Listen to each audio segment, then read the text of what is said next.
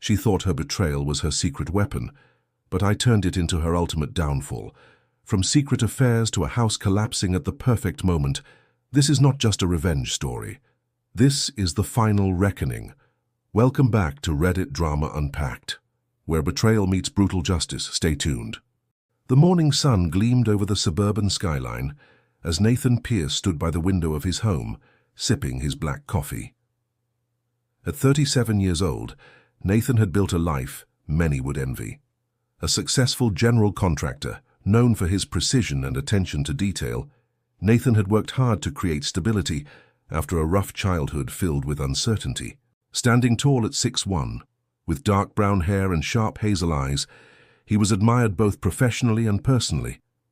But none of that compared to what truly mattered to him, his wife, Elise. Nathan and Elise had met during their sophomore year in college. She was radiant, with long auburn hair that caught the sunlight like wildfire, emerald green eyes and a smile that seemed to light up every corner of his world. But beyond her physical beauty was her intellect, her warmth, and a sense of humor that matched his own. They had clicked instantly, bonding over late-night study sessions and spontaneous road trips. Within months they were inseparable, and after college their love only deepened. Nathan proposed to her on the same beach where they first confessed their love. She said yes through tears of joy, and from that day, Nathan thought they were destined for an unbreakable future. For 10 years, their marriage had been a beautiful balance of love, friendship, and mutual respect. Elise, a talented music teacher, often filled their home with the melodies of her piano, while Nathan, when not on job sites, would sit quietly, listening to her play, feeling blessed. They shared dreams of building a family, traveling the world, and growing old together. Nathan never imagined anything could shatter their perfect world. But life has a cruel way of testing even the strongest foundations. It began subtly, as these stories often do. Elise's demeanor changed. She grew distant, often lost in thought, her phone constantly buzzing with messages she wouldn't share. Nathan tried to brush away his growing unease, convincing himself that perhaps work stress was taking its toll on her. But deep down, something gnawed at him, a whisper of doubt he tried desperately to silence. The turning point came one winter, when Nathan suggested they take a much-needed vacation together. The plan was a 2-week escape to the pristine beaches of Turks and Caicos, an all-inclusive paradise where they could rekindle their bond. Elise had seemed unusually enthusiastic, eager even to book the trip. Nathan felt a surge of hope. Maybe this getaway would be the reset they both needed. At the airport, Nathan couldn't ignore the man who appeared to be watching them. Tall, athletic, with sharp features and a confident swagger, the stranger stood near the gate, his eyes fixed on Elise for far too long. Nathan noticed the faintest flicker of recognition in Elise's eyes before she quickly looked away. It was a small detail, but to Nathan, it screamed volumes. The stranger, whom Nathan later identified as Jason Mercer, was no accidental bystander. During their flight, Nathan's unease intensified when Elise insisted on sitting in the aisle instead of her usual window preference, claiming she felt nauseous. When Nathan offered to swap seats with a fellow passenger to give her the window, she reluctantly agreed, but her body language remained tense. Nathan pretended to doze off during the flight, all while discreetly watching Elise. After about 15 minutes, she glanced over at him, assuming he was asleep, then quietly excused herself to the restroom. Through the corner of his eye, Nathan caught the brief moment where Jason, seated a few rows ahead, exchanged glances with her. As she walked past him, his hand lightly touched her back in a way that felt far too familiar for two supposed strangers. The brief touch was intimate, a silent code that spoke of secrets Nathan was just beginning to uncover. Arriving at their resort, Nathan's heart was heavy, but his face was calm. The turquoise waves crashed against the shore as they checked into their ocean view suite, but the paradise he had envisioned was now clouded by suspicion and dread. As they unpacked, Elise appeared cheerful, humming softly as she arranged her belongings. Nathan, however, was already formulating a plan. He knew the truth was close, and whatever was hiding in the shadows of their marriage, he would expose it. Nathan woke up before sunrise the next day, barely having slept. The waves crashed softly against the beach just beyond their balcony. The air carried the faint scent of salt water and blooming hibiscus. The paradise setting only mocked his growing dread. Elise was still fast asleep beside him, her chest rising and falling in a gentle rhythm. But Nathan could feel the growing gap between them, an invisible chasm that neither of them wanted to confront, but that now defined every breath he took. He quietly slipped out of bed, dressed, and stepped out onto the balcony, pulling out his phone. He scrolled through Elise's recent call logs and messages, an invasive move, yes, but one he justified as necessary, and there it was. The same number had appeared repeatedly over the last few months, a number he didn't recognize, labeled only as A. His stomach twisted. This wasn't some casual friendship. This was ongoing and intentional. He copied the number down, saved it into his secondary phone, the one he used for work-related surveillance projects. His years in construction had taught him more than just how to build homes. They taught him how to read people, how to observe patterns, how to anticipate movements, skills honed to perfection by dealing with subcontractors, difficult clients, and shady suppliers. Now he would turn those skills inward, toward his own marriage. As Nathan planned his next steps, Elise stirred. She came out onto the balcony, her silk robe flowing in the morning breeze. "You're up early," she said softly, leaning in to kiss his cheek. "Just couldn't sleep," Nathan replied with a small smile, careful to mask the boiling emotions beneath his calm surface.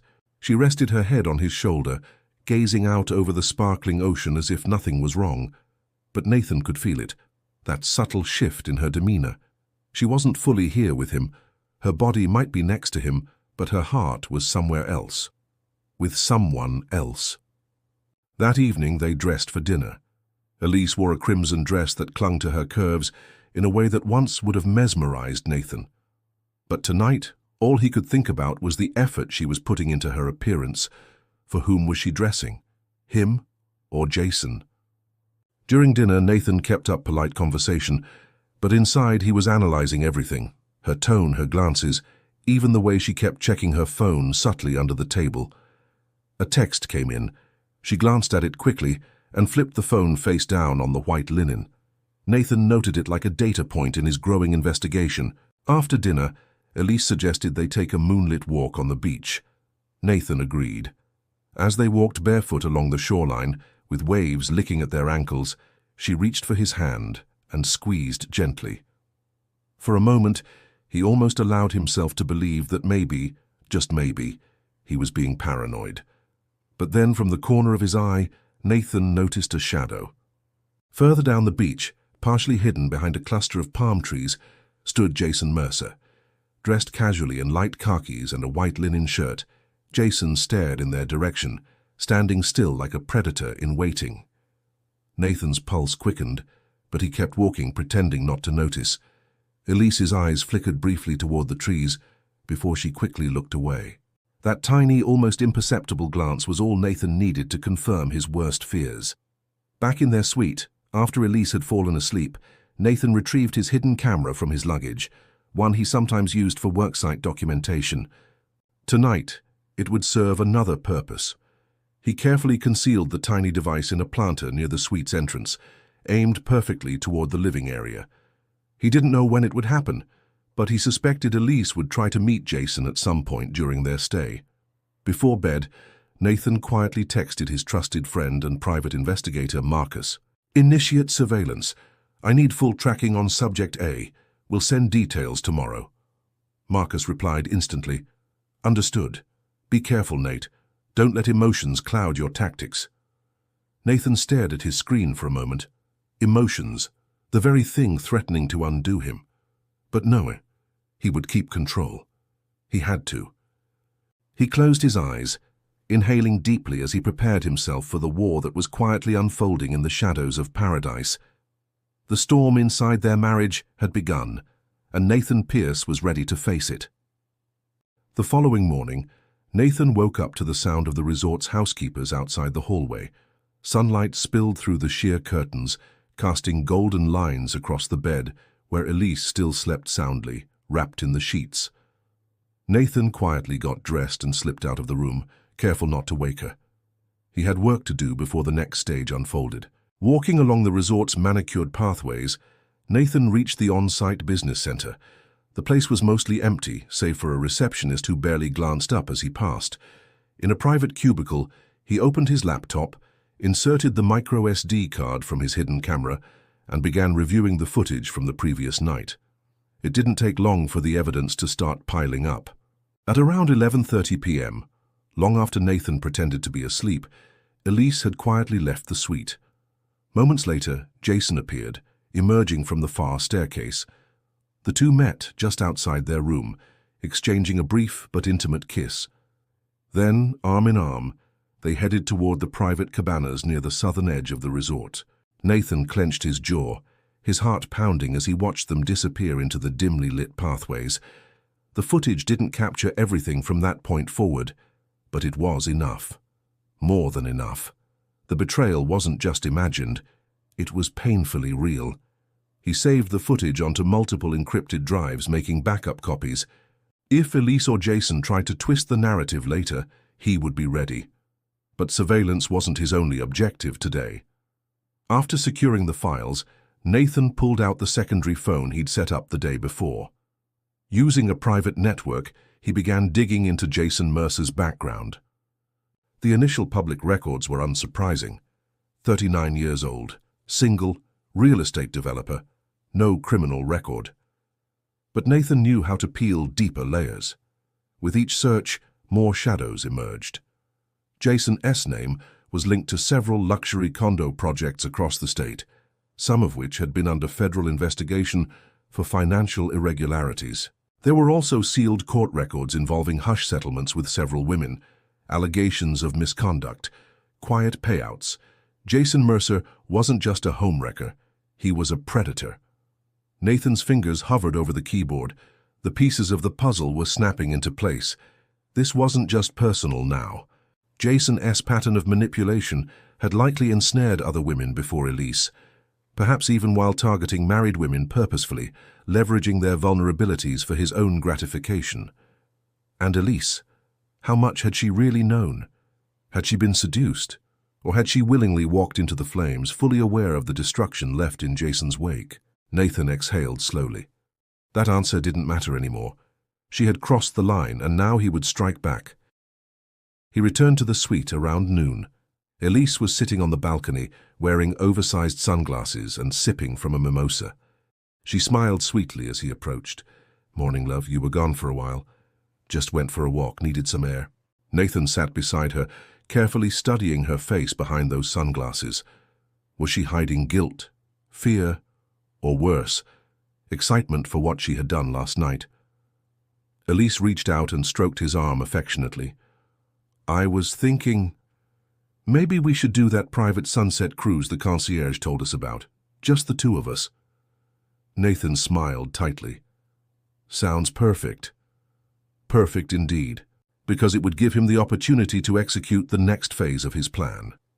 Later that afternoon, while Elise went to the spa, perhaps to send more secret texts, perhaps to plan her next rendezvous, Nathan met with Marcus in a cafe near the resort S Marina. Marcus had flown in quietly that morning as they had arranged. "You got everything?" Nathan asked. Marcus handed over a small secure folder. All of it, financial records, the sealed lawsuits, the property scams. This guy's dirtier than a septic tank. Nathan flipped through the files. "Good work." "And you?" Marcus asked, lowering his voice. "Tonight's the beginning." Nathan's voice was steady, but his eyes burned. "I won't just expose them. I'll dismantle them." Marcus nodded approvingly. "Just don't get sloppy." As the two men parted ways, Nathan knew the trap was nearly complete. Every string had been pulled, every piece meticulously positioned on the board. Elise and Jason thought they were the predators. Tonight, they would realize they were the prey. The game was about to turn. The sun dipped lower into the horizon, staining the Bahamian sky in vivid streaks of gold and crimson. The soft waves lapped against the resort S private marina as Nathan stood on the deck of the hired sunset cruise yacht, waiting. Dressed sharply in a linen suit with a glass of sparkling water in hand, he played his part perfectly. Elise appeared shortly after, wearing a flowing white sundress that shimmered under the dying light. Her makeup was flawless, her smile soft, but her eyes flickered with subtle tension, a tension Nathan recognized all too well now. "You look stunning," Nathan whispered, offering his hand. "Thank you, my love," she responded, carefully masking her nervousness with affection. As they set sail into open waters, a soft playlist of romantic melodies filled the warm evening air. Champagne chilled in a bucket nearby, while a private chef prepared a gourmet dinner below deck. Everything was picture perfect, except for the truth lingering like poison in the air. For an hour they talked lightly, reminiscing about old vacations, laughing at harmless memories. Nathan skillfully steered the conversation to avoid suspicion. Elise gradually relaxed, emboldened by the facade Nathan maintained. But inside, Nathan was a storm. This was the final calm before he struck. After dinner, as they stood by the rail watching the stars emerge above them, Nathan leaned closer. His voice dropped to a calm but chilling whisper. "Elise," he began, "there's something we need to talk about." Her smile stiffened. "Of course, what is it?" Nathan slowly pulled out his phone, opened a folder, and tapped play. The screen lit up with footage from the previous night. Elise sneaking out of their suite, Jason meeting her in the shadows, their intimate embrace. The color drained from Elise's face. Her breath hitched. "Nathan, I can explain." "I'm sure you can," Nathan said coldly, locking eyes with her. "But there's no point." Tears welled in her eyes as panic set in. "It wasn't serious. It was a mistake. I was confused, overwhelmed." Nathan cut her off. "Stop." He stepped back slightly, his voice sharp but contained. "This isn't just about you cheating on me, Elise. It's about the game you two were playing, the money transfers, the account manipulations, the lies. Did you really think I wouldn't notice?" Her lips quivered, and for a moment she looked ready to collapse. "Jason, he made me do things." Nathan's eyes narrowed. "Save the victim act. You're not his puppet. You chose this." Elise's hands trembled, gripping the rail tightly. "What are you going to do?" she whispered. Nathan exhaled slowly. His tone softened, but the venom beneath remained. "You're lucky, Elise. I'm not here to destroy you tonight, but Jason, he won't be as fortunate." As if on cue, Nathan's second phone buzzed. A text from Marcus appeared. "Jason secured. Phase 1 complete." Nathan looked up, his eyes icy. Jason's career, reputation, and freedom are over. He just doesn't know it yet. Elise staggered back, her breath quickening. "Nathan, please. I've already filed the divorce papers. When you return home, you'll find your accounts emptied, your credit frozen, and your attorneys waiting." The boat rocked gently beneath them as the weight of his words sank into her. "You planned all of this?" she whispered, stunned. Nathan nodded, voice as cold as the sea air. "From the moment you lied to me, Elise, every step since then has been mine." For the next several minutes, silence hung between them. Elise's sobs became muffled by the sound of waves, while Nathan remained unmoved. Then, almost gently, he added, "But don't worry. You'll walk away with enough to survive. I'm not as heartless as you." The yacht circled back toward the marina, and as the lights of the resort grew closer, Elise stood broken beside him, her betrayal fully exposed, her future uncertain. Nathan had won the first major battle, but the war against Jason was just beginning. The morning sun painted the resort in its usual postcard-perfect hue, but for Jason, it was the beginning of a descent he couldn't yet foresee. He lounged by the pool, sipping his espresso, wearing his trademark designer shades. Around him, the world moved as if nothing had changed, and the clinking of glasses, soft laughter of other vacationers, the rhythmic splash of waves. But Jason sensed something was off. Elise hadn't answered any of his texts this morning. Not unusual, but considering their conversation last night, he expected her to be eager to meet. Instead, silence. He glanced at his phone again. Still no reply. Jason smiled to himself, or rather forced himself to. After all, everything was under control.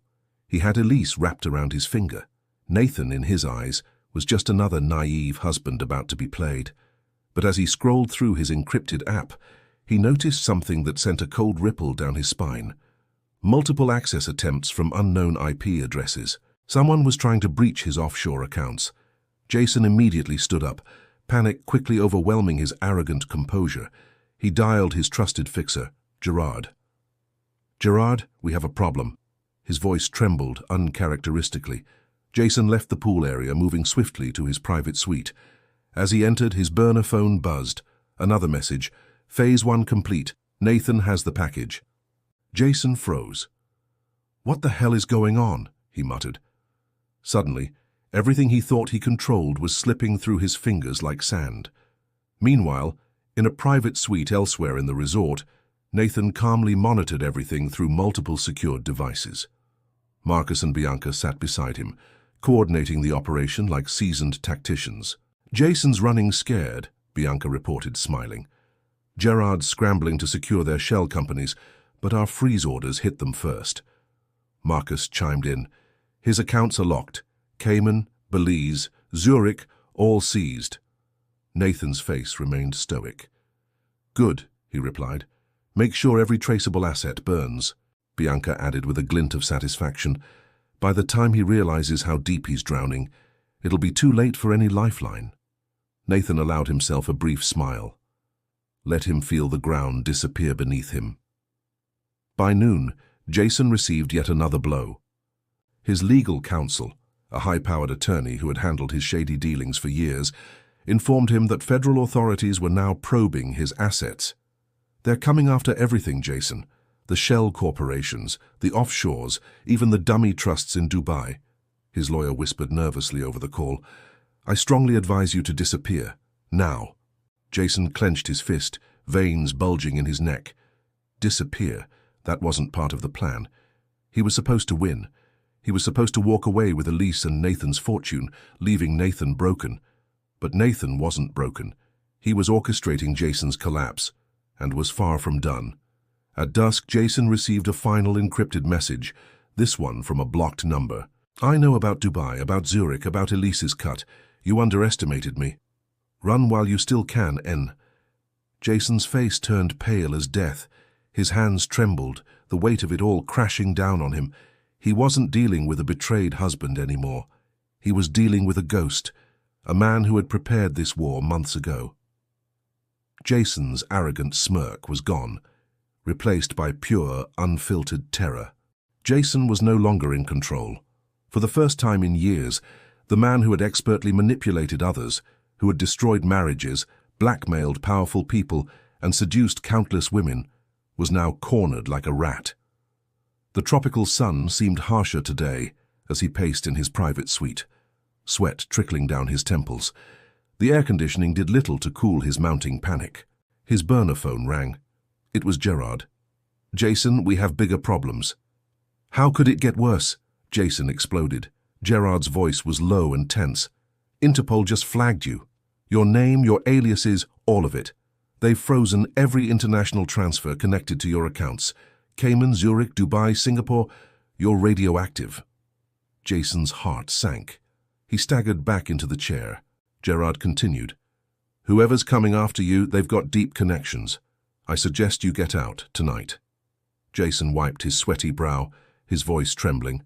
"How?" "My passport's flagged. If I fly, I'll get detained. If I wire money, it'll be traced." "Then don't wire money," Gerard snapped. "Go old school, get cash. Smuggle yourself out on a private yacht. You've got 24 hours, maybe less." Jason's mind raced. This wasn't how it was supposed to end. Nathan sat quietly in his secondary control center, a rented private villa on the hilltop overlooking the entire island. Bianca and Marcus were there, watching live satellite feeds, hotel surveillance taps, and Jason's burner phone intercepts. Bianca smirked. "He's spiraling. He's calling his last escape routes." Marcus chuckled. "Gerard's panicking too. We intercepted a call. They're trying to charter a yacht under a false name." Nathan leaned forward, his voice calm and icy. "Let them run. Let them burn money. Every dollar spent trying to escape only tightens the noose. The moment he steps on that boat, might we own him." By late evening, Jason was on the move. With Gerard's connections, he secured a shady marina on the far side of the island. A sleek motor yacht awaited him, one of his final escape options. But Nathan had predicted every step. As Jason boarded, a storm gathered overhead, waves slapping against the hull like a warning from the sea itself. A crew of 3 men, also arranged by Gerard, greeted him. "We sail in 30 minutes, Mr. Archer," one of them said, using one of Jason's many aliases. Jason tried to muster a confident nod. Good, the sooner the better. What Jason didn't know was that 2 of the crew were not Gerard's men at all. They worked for Nathan, planted weeks ago, paid well, loyal, silent. As the yacht pulled away under the cover of night, Jason's paranoia only grew. He paced the deck, looking nervously at the radar, the GPS, the horizon. The first 30 miles went smoothly, but then, suddenly, blackout. The engine sputtered, the lights flickered and died. Jason rushed to the bridge, panicked. "What's happening?" The captain, one of Nathan's men, kept his voice level. "Technical failure, sir. We've lost power. We're dead in the water." Jason's breathing quickened, sweat pouring down his neck. And then floodlights. From the darkness of the ocean, 2 massive, black, rigid hull boats emerged, each manned by masked federal agents. Jason's face went pale as they surrounded the yacht in a matter of seconds. Through a bullhorn, a voice cut through the stormy air. "Jason Archer, this is a joint operation. Step away from the crew, kneel on the deck, and place your hands behind your head." Jason froze. His legs buckled. There was nowhere left to run. Nathan stood on the observation deck of the villa, binoculars in hand, watching the entire arrest unfold like the conductor of an exquisite symphony. Beside him, Bianca whispered, "Flawless execution." Nathan's eyes narrowed, voice low but full of cold satisfaction. "This isn't revenge, Bianca, this is balance." The fluorescent lights buzzed faintly, casting a sterile glow over the small interrogation room. Jason Archer sat alone at the metal table, his hands cuffed in front of him. His once pristine designer suit was wrinkled, his face pale and drawn, sweat beading along his temples. The predator had become prey. The door creaked open. Nathan entered, followed by Bianca. He wore no badge, no gun, no official uniform, just a tailored black suit exuding calm authority. His very presence was suffocating. Jason tried to straighten himself, forcing a thin smile. Finally. "So, you're the one." Nathan remained silent as he sat across the table, eyes locked onto Jason like a lion observing a wounded gazelle. Bianca set a small black folder on the table and slid it across. Inside, dozens of photographs, bank statements, transaction records, the mountain of evidence that buried Jason. Jason glanced at them briefly, then looked back at Nathan. "You went through all this trouble. For what? A grudge? Revenge?" Nathan's voice was calm, surgical. "No, Jason, you still don't understand. This isn't about revenge." He leaned forward slightly. "You've destroyed lives for years. You preyed on marriages, blackmailed wives and husbands, seduced teachers, manipulated businesses. For what? Power? Ego? A temporary high?" Jason's lip twitched. "Survival." Nathan's eyes narrowed. "No, it was greed, and because you thought no one would ever stop you." Jason tried to chuckle, but his throat was too dry. Nathan continued, his voice like a cold scalpel cutting through Jason's defenses. "You didn't just ruin marriages. You fathered illegitimate children and abandoned them. You seduced desperate women and used their secrets to control their families. You even blackmailed law enforcement officials to cover your tracks. Did you think there wouldn't be consequences?" Jason's face finally cracked. His eyes darted toward Bianca, who stared back with cold indifference. Nathan's tone hardened. "Look around, Jason. Gerard? Gone. Your offshore accounts? Frozen. Your backups? Compromised. Your network? Disassembled. Even the ones you thought loyal sold you out, for far less than you paid them." Jason whispered, his voice hollow. "They wouldn't." Nathan leaned in, his voice barely above a whisper but carrying the weight of a hammer. "They already have." Bianca activated a screen behind them. Footage played, Jason's former associates testifying, wiretaps of Gerard flipping, digital evidence of falsified accounts. Then the final nail, a recorded video of Shannon herself, not the tearful, guilty Shannon from months ago, but a furious, broken woman who finally turned. Shannon on video. He ruined me. He used me, manipulated me into betraying my husband. I was nothing but a pawn. I'll testify to everything, to the affairs, the pregnancies, the drugs, the bribery. I want immunity, but I'll help bring Jason down. Jason's face went completely still. The world he had built was gone. His arrogance had become his tombstone. Nathan let the silence drag for several agonizing seconds, then spoke with ice in his veins. You see, Jason, this was never a chess match. This was checkmate the moment you touched my family. Jason's lips quivered. Your family, he rasped. Nathan's eyes flared for the first time, voice barely restrained. My brother's wife was one of your victims. You pushed her into despair, into suicide. My niece lost her mother because of you. Jason's breath hitched. And now, Nathan continued, leaning back with finality, you will spend the rest of your miserable life rotting in a federal prison, if you're lucky. If you're not, some of your victims' husbands are also waiting for you inside. The door opened. 2 federal agents entered, uncuffing Jason from the table and securing him in shackles. As they dragged him toward the door, Jason turned one last time. Who are you, really? Nathan's voice was like a blade. The consequence you never believed existed. As the federal agents dragged Jason Archer down the corridor, Nathan stood silently, watching him disappear. But his work wasn't done. He turned to Bianca. Activate Phase 2, he said. Bianca nodded, already typing commands into her encrypted tablet. Within seconds, the coordinated digital strike unfolded like clockwork. Federal agents raided multiple safe houses, offshore servers were seized, shell companies dissolved overnight, and hidden accounts drained into federal custody. Sir, Bianca said softly, Rossi is on the move. Nathan's jaw tensed. Philip Rossi, the last remaining lieutenant of Jason's syndicate, and the most dangerous of them all. Where? Nathan asked. Private airfield 10 miles out of state. He's trying to flee. Not today, Nathan whispered. Within minutes, Nathan and his team were racing toward the private airfield in black SUVs. Snow flurries danced through the beams of the headlights as the convoy cut through the night like silent wolves. As they approached, they could see Rossi's private jet already fueled, engines humming. He's got 5 minutes, Max, Bianca reported. Nathan's voice was sharp. Full intercept, no one leaves that tarmac. The SUVs screeched to a halt just as Rossi was boarding. His guards raised their weapons instinctively, but were instantly surrounded by federal snipers emerging from hidden positions. Drop your weapons, the lead agent barked. Rossi's guards froze. Rossi himself stood at the top of the jet's stairs, hands in the air, his cold eyes locking onto Nathan, who stepped forward, calm, deliberate. Mr. Rossi, Nathan called out, this is the end of your run. Rossi tried to maintain his composure. You don't know what you're doing, Nathan. There are forces behind me you cannot even begin to imagine. Nathan smiled, but there was no warmth in it. I know exactly who's behind you, and in about 6 minutes every one of them will be exposed.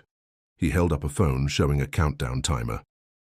Simultaneous release of all your files, every transaction, every partner, every politician you ever bribed. The world will know everything. There's nowhere left to run. Rossi's face drained of color. You think you've won? Nathan took a step closer. No, Mr. Rossi, I didn't win. You lost. The moment you thought you could touch my family. Rossi exhaled shakily, finally lowering his arms completely as federal agents swarmed him. In the following 72 hours, the collapse of Jason and Rossi's empire was complete. News outlets exploded with headlines. Corruption ring exposed, politicians, business tycoons, law enforcement implicated. Global blackmail network dismantled. Wives, teachers, and victims speak out. Years of abuse uncovered. Dozens of high-profile arrests followed. Bank accounts frozen. International partners cut ties. Entire careers, entire legacies, destroyed overnight. Even members of Nathan S.'s own extended family, those who had tried to protect Shannon and cover for Jason, were exposed for their complicity. And as the dust settled, Shannon herself was left completely isolated. 2 months later, Nathan agreed to one final meeting. He entered a sterile federal holding facility. Shannon sat across from him behind the thick glass, her once vibrant face hollowed, aged beyond her years.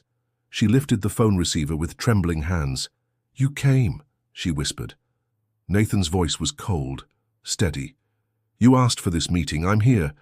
Say what you need to say." Her eyes filled with tears. "I never meant for any of this. Jason manipulated me, used me. I was lost, Nathan. I loved you once. I still do." Nathan didn't flinch. "You chose your side long before, Jason. You could have stopped at any point. But you kept going, deeper and deeper, until you drowned." She sobbed softly. Is there any chance you could forgive me?" Nathan's voice was absolute. "No." She broke down completely, unable to hold back her sobs. Nathan stood up, placing the receiver back on the cradle. "Some betrayals," he said softly, "can never be forgiven." He turned and walked away, leaving Shannon to crumble behind the glass. 1 year later, the sun dipped slowly into the horizon as Nathan stood on the cliffside terrace of his new home along the coast of Oregon. The ocean breeze was cool, carrying with it a quiet peace he hadn't known for years. Beside him, Bianca sipped her wine, eyes locked on the crashing waves. "Hard to believe," she said softly. "After everything, it's finally over." Nathan didn't respond at first. He simply stared ahead, letting the salty wind wash over him. "Is it, though?" he finally whispered. Bianca glanced at him, sensing the weight still heavy in his chest.